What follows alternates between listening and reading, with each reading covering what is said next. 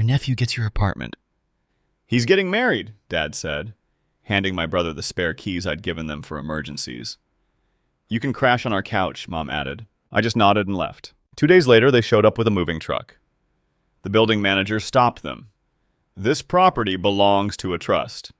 You're trespassing. When they called me screaming, your nephew gets your apartment, he's getting married, my dad said it like he was announcing dessert. We were standing in my childhood kitchen on a Sunday at 6:12 p.m. My mom had the oven open, heat blasting her face, acting busy on purpose. My brother Kyle leaned on the counter with that relaxed grin people have when they already spent your money in their head. Dad held up a small ring of keys. My keys, not even subtle, the same spare set I'd given my parents for emergencies 3 years ago when I bought the unit. Kyle reached for them like they belonged to him. Mom smiled too wide. You can crash on our couch for a bit, she added, looking at me like I'd be proud of my own displacement. I just nodded. I didn't argue. I didn't raise my voice. I didn't ask why my name wasn't even mentioned in the decision about my property. I walked to my car and drove back to my restaurant. Hands steady on the wheel, mind already doing what it always does. Inventory, levers, who has access to what? Who has... At 7:03 p.m., I pulled into the back lot, sat in my truck, and opened a note in my phone. Change of access, trust manager, locks, documentation. That's when I decided to stop being their safety net. 2 days later, at 9:18 a.m., Kyle and my nephew Evan showed up with a moving truck, and my building manager stopped them cold. Gentlemen, he said, calm as a librarian, this property belongs to a trust. You're trespassing. At 9:26 a.m., my phone started blowing up. At 9:27 a.m., my dad left a voicemail that began with a scream and ended with, "What did you do?" And at 9:28 a.m., I stared at the screen and realized something simple. In their version of the story, I was the obstacle. In mine, I was the owner. Not revenge, just boundaries. My name is Brandon. I'm 41. I'm a chef, which means I work while everyone else is eating, celebrating, relaxing, or pretending their choices don't have consequences. I'm an executive chef at a mid-sized restaurant group in the city. 6 locations. I run 2 kitchens and consult on menu development for the others. My title is fancy, my work is not. My days start at 9:30 a.m. and end whenever the last prep list is finished, the line is cleaned, and the last quick question is answered. I'm the guy who knows where the extra box of gloves is and how to fix the walk-in when it starts making the wrong sound. Outside of work, I'm the spreadsheet guy. The guy who reads contracts, the guy who sets up autopay, the guy who thinks if we just plan better, this won't be stressful. And in my family, that translated into a different role. I wasn't Brandon. I was Brandon will handle it. Kyle is 2 years younger than me. He's charming in short bursts. He's great at big promises and terrible at follow-through. He's been between opportunities so many times. It's basically his brand. Evan is Kyle's son. He's 24 now. Not a bad kid at his core, but he grew up watching his dad get rescued. So, to him, rescue feels normal, like gravity. My parents love both of us. I believe that. But they respect one of us. Guess which one? When I was 33, I got divorced. Nothing dramatic. No cheating. Just slow drift. Different lives. I bought out my ex's share of our condo and moved into a smaller place above my first restaurant. A year later, I bought a small 4-unit building, one of those older brick places with creaky stairs and solid bones. It wasn't glamorous, it was smart. Purchase price $612,000, down payment $122,400. Mortgage $489,600 at 3.75%, 30-year fixed. Monthly payment with escrow $2,986.14. 3 units rented. 1 unit I kept empty as a future option. An office, a landing pad for when I got tired of the restaurant noise, a place where silence was allowed. That empty unit became the center of my family's imagination. When I bought it, my dad slapped my shoulder and said, "Mark, look at you, you're set." My mom said, "You're so responsible." Kyle said, "Man, must be nice." Tom. It started small like it always does. Can Evan crash there for a weekend? He has an interview, he can't afford hotels. Just until Monday. I said yes. I gave my parents a spare key for emergencies because my dad liked to check on the place and it felt easier than fighting. The first weekend turned into 3. Then Evan got a new job and needed a month to save up. Then Kyle had a fight with his girlfriend and needed a reset. And every time my parents framed it the same way, family helps family, which sounds noble until you realize it always flows in one direction. I didn't even mind helping at first. I'm not made of stone. I've cooked extra meals for the staff when someone's car got repossessed. I've paid a dishwasher's phone bill because his kid needed surgery and he was panicking. Helping isn't my problem. Entitlement is. The first real crack happened on a random Thursday in March. I got a call at 10:47 p.m. while I was closing the kitchen. Kyle's voice was loud, casual. "Hey, quick thing. Evan's going to stay at your unit just for a bit." I said, "Who told you that was happening?" Silence, like I'd asked a weird question. Dad got on the phone. He told me, "It's fine. Don't make it a big deal." The thing that bothered me wasn't Evan staying there. It was that my own father talked about my property like he was assigning seats at a dinner table. I drove over after service. Midnight. Back door propped open with a trash can. The unit smelled like cologne and microwave noodles. Evan was on my couch, shoes on, feet up, watching something loud. I said, "Hey, I didn't know you were coming tonight." He didn't even pause the show. Grandpa said it was cool. I remember standing there thinking, is that how it works now? My permission is optional because someone else gave it. I told him calm. "You need to text me directly next time. If it's my place, it's my call." He nodded like I'd asked him to recycle. 2 weeks later, I got an email from my property insurance provider. "We have been notified of additional occupants at the insured address. Please confirm primary occupancy and update tenant roster." I didn't update the tenant roster because Evan wasn't supposed to be a tenant, but someone had listed him as one. When I asked my mom about it, she laughed like it was cute. "Oh, I just called them to make sure he was covered," she said. "You worry too much." I opened my laptop that night and started a folder. Building access and occupancy, screenshots, emails, dates, times. Because here's what nobody tells you about family entitlement. It thrives in vagueness. Make it specific, and it starts to die. Then came the wedding announcement. Evan got engaged to a woman named Tessa. Nice enough. Works in marketing. Always talking about timelines and vision boards. They wanted a wedding in 8 months, which is ambitious if you have savings. It's delusional if you don't. Kyle started calling me more. Not directly asking for money. Never directly. That would require dignity. He'd ask questions. "How much is it to rent a venue? You think an open bar is really necessary? What's a normal deposit for a photographer?" Then my mom started sending me links. "Look at this place. Isn't it beautiful? Evan deserves a good start." And then, like clockwork, my dad hit me with the line he always used when they wanted something big without saying it. "Well, you're the stable one." I had a policy with myself.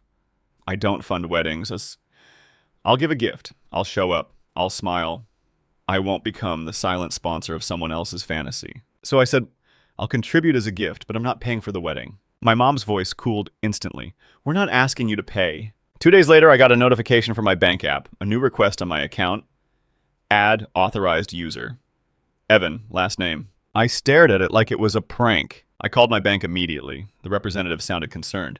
"Sir, someone attempted to add a user using your personal verification questions. They had my mother's maiden name. They had my first car. They had the street I grew up on. Because my family had it." I changed everything that night. Passwords, security questions, two-factor authentication. I froze my credit. I didn't tell them, not yet. Because the pattern was now obvious. They weren't forgetting to ask me. They were testing the limits of what they could take without permission. And if I didn't draw a line, the line would be drawn for me. The unit became a talking point at every family gathering. 4th of July. My aunt asked, "So, Brandon, are you excited to have the kids in your place?" I said, The kids?" My mom jumped in. "Oh, Evan and Tessa will probably start there, just until they get settled." I looked at her. "That's not the plan." She blinked, offended. "Well, it makes sense." There it was again. It makes sense. Not, "Can we talk about it?" Not, "Would you consider it?" Just, it makes sense. In their version of the story, my resources were family resources. In mine, my resources were the result of 70-hour weeks, burned hands, missed weekends, and saying no to things they said yes to. The erosion wasn't just financial, it was personal. It was the way my dad would introduce me to people. "This is Brandon. He owns a building." Not, "This is Brandon. He's a chef." Like the building was my identity. Like the building was the only reason I was useful. It was the way Kyle talked about the unit like it was already assigned. "We'll paint it after the wedding. We'll get new furniture. We'll swap the locks. He said that last one casually at brunch. I set my fork down. Why would you swap the locks? Kyle grinned. For safety, new chapter. My mom nodded. It's normal, honey. I felt something in my chest go quiet. I wasn't angry. I wasn't cruel. I was just done. That night, I didn't sleep. I stared at the ceiling and replayed conversations like security footage. How many times had I mistaken confidence for love? How many times had I called it family closeness when it was really access? At 4:47 a.m., I opened my laptop and pulled up my property documents. And I found the lever I'd been ignoring. The building wasn't in a trust, it was in my name, which meant my family's access was entirely based on keys and assumptions. Keys I could change, assumptions I could break. On Monday, I met with an attorney named Denise who specialized in real estate and asset protection. I brought a folder, literally a printed folder with tabs. Deed, mortgage, insurance policy, emails about occupancy, screenshots of that authorized user request, a photo of the spare keyring in my dad's hand from Sunday because, yes, my cousin had posted it on Facebook with the caption, "Family helping family." Denise looked at everything, then looked at me. You're not here because you hate them, she said. You're here because they don't understand ownership. I exhaled like I'd been holding my breath for a year. We set up a trust. Not because I was hiding assets. Not because I was doing anything shady. Because I wanted the building managed like an asset, not treated like a family timeshare. The Harrison Property Trust. Yes, my last name is Harrison. No, I'm not proud of how formal it sounds. Trustee. A professional trust company Denise worked with. Beneficiary. Me. Manager. My existing property management firm. Updated contract. We drafted formal policies. No occupancy. Without written lease. No keys distributed. Without trustee approval. No temporary stays. Beyond 72 hours without documentation. Any attempted forced entry triggers a trespass notice. Then I called my building manager, Marco. Marco is the kind of guy who wears a neat polo, knows every tenant by name, and doesn't get emotionally involved. Perfect. I told him I need to change access. He didn't ask why. He asked for dates and details. On Wednesday at 8 a.m., a locksmith changed every exterior lock. New deadbolts, new keyway, new building entry fob system. I paid $1,146. I have the receipt. At 8:42 a.m., I got a text from my mom. Why isn't my key working? Smiley face. The smiley face made my jaw tighten more than any insult would have. I didn't respond. At 9:10 a.m., I emailed my parents. Spare keys are no longer valid. Please don't attempt to access the unit. If there is an emergency, contact Marco at the management office. Simple, professional, boring. Boring is a boundary's best friend. And then I asked Denise, what happens if they show up anyway? She said that then they learn what trespass means. I wasn't planning to destroy them. I was planning to stop letting them destroy me. The confrontation was inevitable. I just wanted it on paper, not in motion. And I knew exactly where it would happen because Evan's wedding timeline had a deadline. They were going to need the apartment for the start, which meant they'd announce it publicly and dare me to object. So I planned for that moment like I plan a Saturday dinner service. Prep everything, label everything, keep the heat controlled. The scene happened sooner than I expected. 2 days after the key moment at my parents' house, Kyle called me.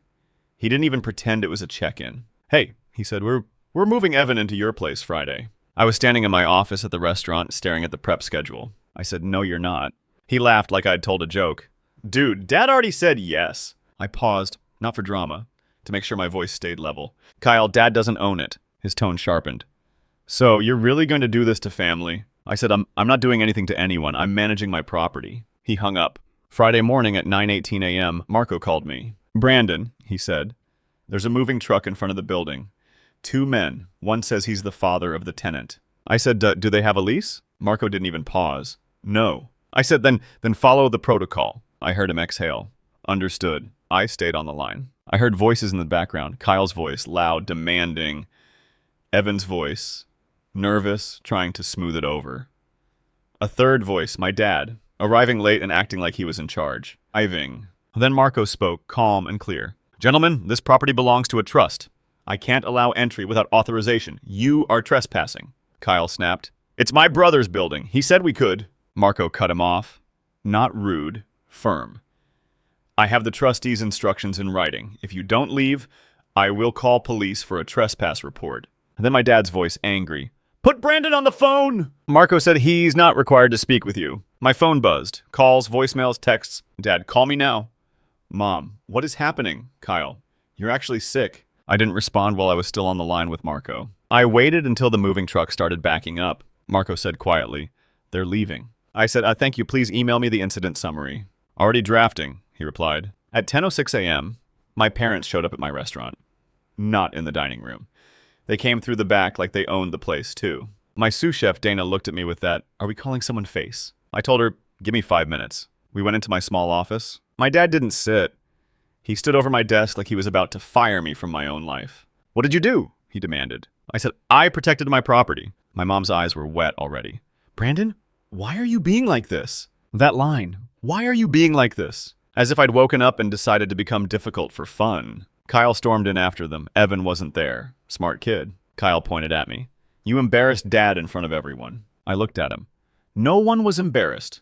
They were stopped from entering a property they don't own. Dad slammed his hand on my bookshelf. Not violent, just loud. We raised you, he said, and this is how you repay us. I leaned back in my chair. The thing that bothered me wasn't you asking for help, I said.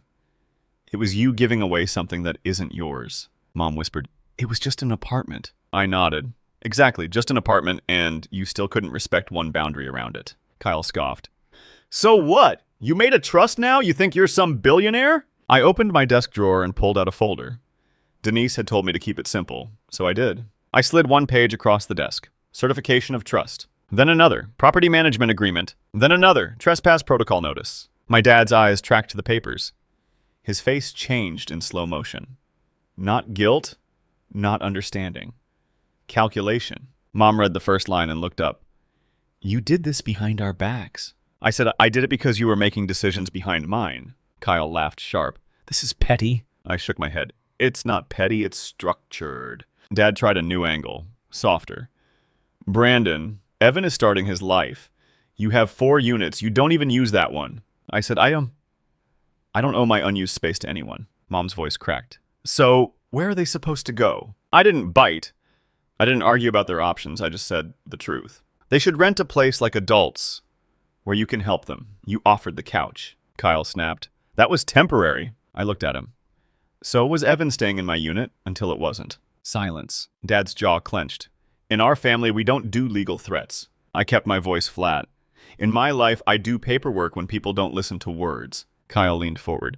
So you're really going to let your nephew start his marriage on a couch? I met his eyes, calm, cool. I said, then go join them. He blinked like he'd never heard someone say no without apologizing. I stood up and opened my office door. We're done, I said.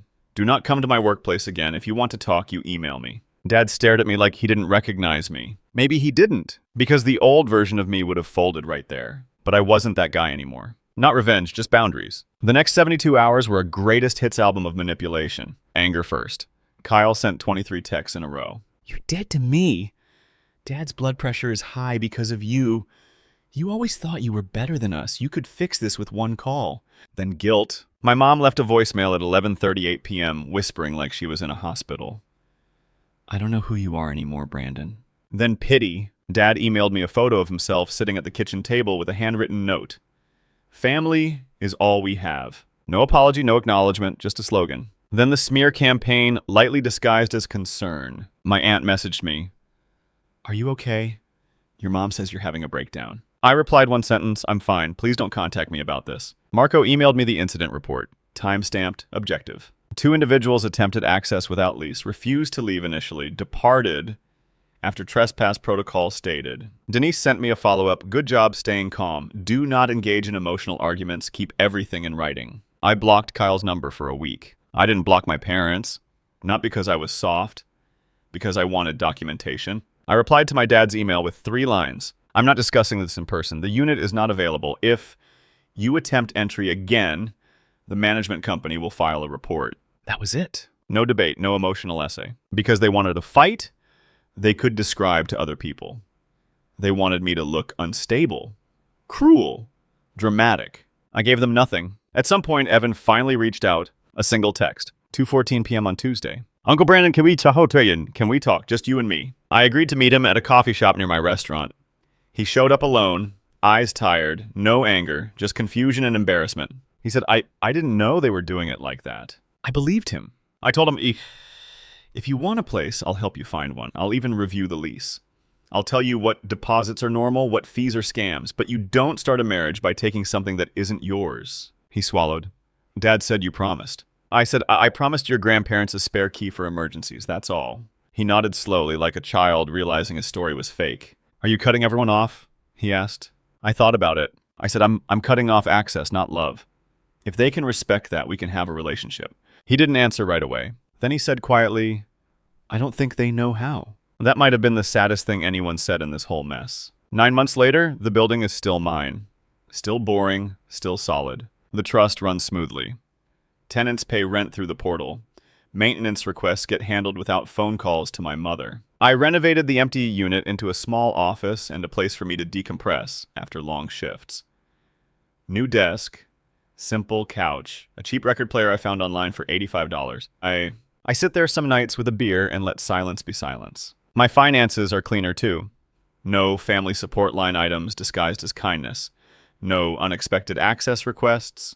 No panic calls about just bridging this month. Kyle and I don't talk. That's his choice. My parents send the occasional neutral message about weather or holidays, like nothing happened. In their version of the story, I betrayed them. In mine, I stopped participating in a system where my role was resource, not person. Here's what I learned concretely. If someone can give away what's yours without asking, they don't see it as yours. And if they don't see it as yours, they won't respect it until paperwork forces them to. I'm not proud that it came to that, but I'm proud I didn't explode.